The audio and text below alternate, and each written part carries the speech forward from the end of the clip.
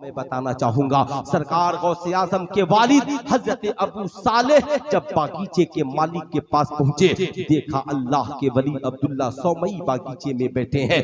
पूछा था हजरत ये बागीचा आपका है? कहा हाँ मेरा है। कहा हुजूर दरिया के किनारे सेब का दरख्त है? कहा है। कहा हुजूर उसमें सेब लगे हैं? कहा लगे हैं। कहा गिरकर दरिया की सतह पे बह जाते हैं? कहा बह जाते हैं। कहा हुजूर लोग खा लेते होंगे? कहा खा लेते हैं। कहा हुजूर मैंने भी एक सेब खा लिया, मैंने भी एक सेब एक ही तो खाया था। यहां तो करोड़ों खाने वाले को टेंशन नहीं, अरबों खाने वालों को टेंशन नहीं है, अकेले ही सबको देख लेने की बातें करता है। कहा एक सेब मैंने भी खा लिया है।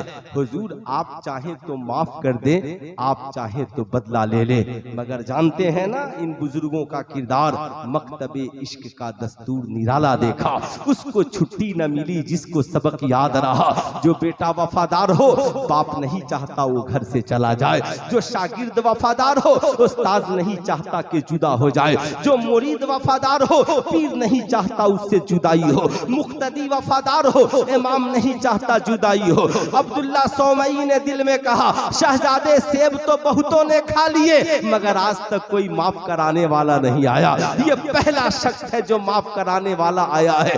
अब तेरी छुट्टी कहाँ है? कहा शहजादे माफ कर दूंगा मगर सजा थोड़ी सख्त है। कहा क्या है? कहा 12 साल बागीचे की खिदमत करते रहो। अब आप जरा सीने पे हाथ रखकर सोचे, एक सेब के बदले सरकारे गौस के वालिदे किरामी 12 साल बागीचे में खिदमत करते रहे, निगाहें नीची खिदमत हो रही है। 12 साल बाद अब्दुल्ला सौमई पहुंचे। कहा शहजादे मेहमान आए हैं, जरा फल तोड़ कर लाओ।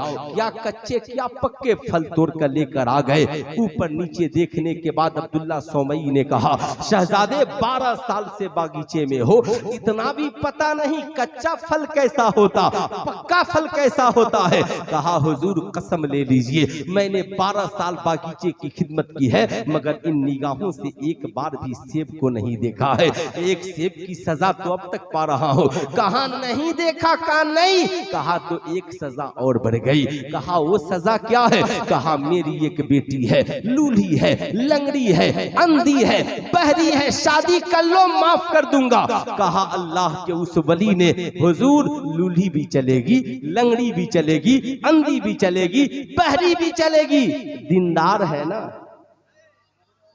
मेरी बात समझ रहे हैं ना, दीनदार है ना। मगर आप जब बहू तलाशने जाते हैं आपकी सारी निगाहें दौलत पर, आपकी सारी निगाहें सरबत पर, आपकी सारी निगाहें हुस्न जमाल पर। आप तो सिर्फ गौस का लंगर खाते हैं, गौस के किरदार को नहीं पढ़ते। गौस ने मुर्दे को जिंदा कर दिया इसे पढ़ते हैं, मगर गौसे आजम के वालिद की जिंदगी कैसी थी इसे कौन पढ़ेगा। गौसे आजम ने मुर्दे को जिंदा कर दिया इसे पढ़ते हैं, मगर गौसे आजम ने रियाजत तो मुजाहिदा कितना किया इसे कौन पढ़ेगा। साहब आज हमारी पोजीशन क्या है? आज आप भी शादियां करते हो, परेशान हो, वजह यह है आपने दीनदारी को खैर बात कह दिया। दौलत है कि नहीं है, लड़की एजुकेटेड है कि नहीं है, पर्सनालिटी लंबी है कि नहीं है। अब साहब बड़ा तरक्की याफ्ता जमाना है। अब इस तरक्की याफ्ता जमाने में मर्द और औरत की मोहब्बत की बात कहाँ। शादी की पहली रात है, शौहर कहता है 1 गिलास गिव मी वाटर, लड़की कहती है नो नो नो मैं तेरे बाप की नौकर हूँ जो तुझे 1 गिलास पानी दूंगी। एक काम करो 2 बोतल पानी फ्रीज से निकाल कर लाना, एक अपने लिए लेकर के आना और एक मेरे लिए लेकर के आना। मैं कोई मामूली लड़की हूँ, मेरे घर में कितने नौकर चाकर थे।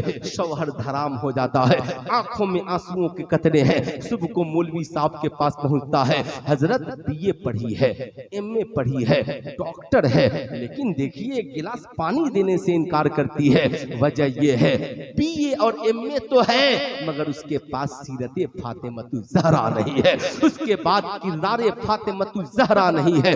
उसे ये पता नहीं है कि शौहर की रज़ा में बीवी की रज़ा है। अगर शौहर नाराज है, बीवी मुत्तकी परहेजगार भी हो तो जहन्नम उसका ठिकाना हो जाएगा। उसे इस बात का अंदाजा नहीं है।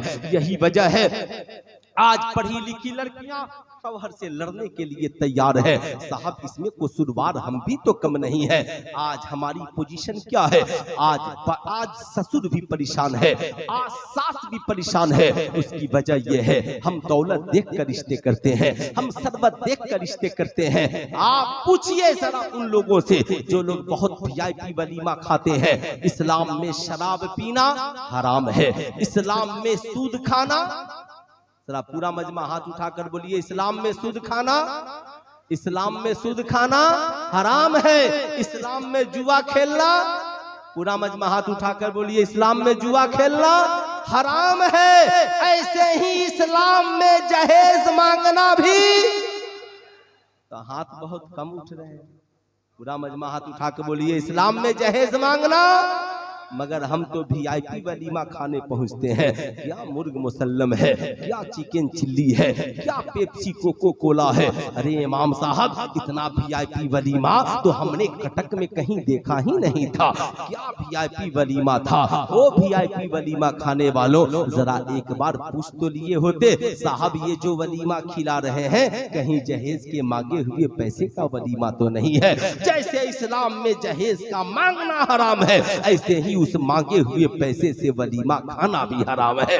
इसलिए याद रखिएगा, इस्लाम के शहजादों, खाने से पहले एक बार देख लेना। आज शादी के बाद लड़का अपनी बीवी के साथ सेल्फी लेने के बाद फेसबुक पे अपलोड करता है, लिखता है आई लव माई वाइफ। बीवी कमेंट में लिखती है जालिम, मेरी तस्वीर डालकर लिखता है आई लव माई वाइफ, मैं अपनी बीवी से बेपनाह प्यार करता हूँ। अरे तू क्या प्यार करेगा, तूने तो मेरी डोली उठने से पहले मेरे बाप की जमीन बेचवा दी, तूने तो मेरी डोली उठने से पहले माँ के जेवरात बेचवा दिए, तूने तो मेरी डोली उठने से पहले मेरी भाई की कमीनी को, भाई की कमाई को खत्म करा दिया। जालिम, मेरी डोली उठने से पहले मेरी माँ के आंखों में आंसुओं के कतरात थे। तू क्या मोहब्बत करेगा?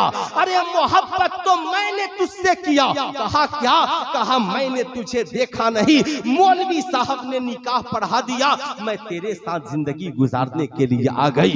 मैंने निकाह के बाद तेरी मोहब्बत में माँ बाप को छोड़ दिया, घर बार छोड़ दिया, भाई बहन को छोड़ दिया, तेरे घर तेरे साथ जिंदगी गुजारने आ गई। तेरी मोहब्बत में आकर मैंने तेरी माँ की खिदमत की, तेरे बाप की खिदमत की, खाना बनाया, घर वालों की खिदमत की, घर के साफ सफाई का ख्याल रखा। अरे सुन, मैंने तेरे बच्चे को 9 माह पेट में पाला, जन्म दिया। जब बड़ा हुआ और स्कूल लेकर पहुंची, लोगों ने पूछा ये किसका बेटा है, तो मैंने अपना नाम नहीं बल्कि तेरा नाम लिया।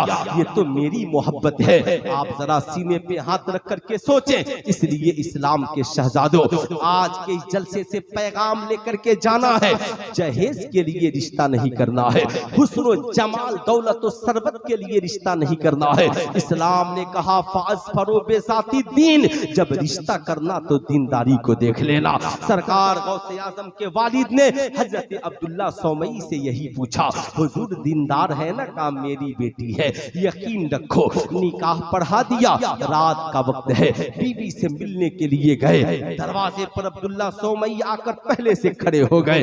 अंदर गए, देखा हुस्नो जमाल की परी, चांद से ज्यादा हसीनो जमील औरत बैठी है, चेहरे से नूर के फव्वारे निकल रहे हैं।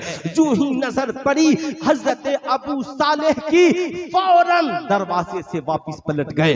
जो ही पलटे, अब्दुल्ला सौमई ने रोक लिया, शहजादे कहाँ जा रहे हो? कहा हुजूर आपने जिससे निकाह पढ़ाया था, आपने कहा था अंधी है, लूली है, लंगड़ी है, मगर कोई ऐब उस लड़की के अंदर नहीं है। लगता है लड़की बदल गई है, लगता है लड़की बदल गई है, वो तो हसीनो जमील और खूबसूरत लड़की है। अब्दुल्ला सौमई ने कहा शहजादे मैं जानता था तू यही कहेगा, इसलिए मैं दरवाजे पर खड़ा था। सुन, मैंने अपनी बेटी को अंधी इसलिए नहीं कहा कि उसकी आंखों में बीनाई नहीं है या आंखों से दिखता नहीं है। मैंने तो बेटी को अंधी इसलिए कहा था कि उसने बचपन से लेकर जवानी तक कभी गैर पे नजर नहीं डाला है, कभी गैर पे नजर नहीं डाला है। जब माँ इतनी पाकीज़ा हो कि बचपन से जवानी तक गैर पे नजर न डाले, और बाप इतना पाकीज़ा हो कि 12 साल बागीचे में रहे मगर दूसरे की दौलत पे नजर न डाले। जब ऐसे मियां बीवी का निकाह के बाद मिलन होता है तो चमन में एक हसीन गुलाब खिलता है, जिन्हें पीराने पीर दस्तगीर हजरत शेख अब्दुल कादिर मुहीउद्दीन जिलानी कहते हैं। इसलिए मैं कहना चाहूंगा, आप चाहते हैं कि आपकी औलादे नेक हो, आप चाहते हैं आपकी नस्लें नेक हो, आप चाहते हैं आपकी बेटियां नेक हो, तो साहब माँ भी मुसल्ला बिछाने वाली हो और बाप भी मुसल्ला बिछाने वाला।